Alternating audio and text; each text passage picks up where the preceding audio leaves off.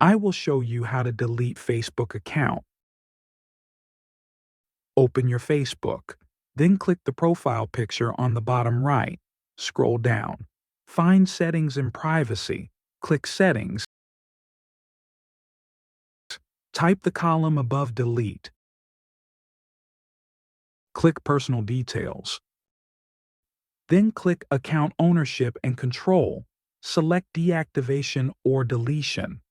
Select the account you want to delete. Select Delete Account. These are some of the reasons why you deleted your account. Select something else. Then Continue.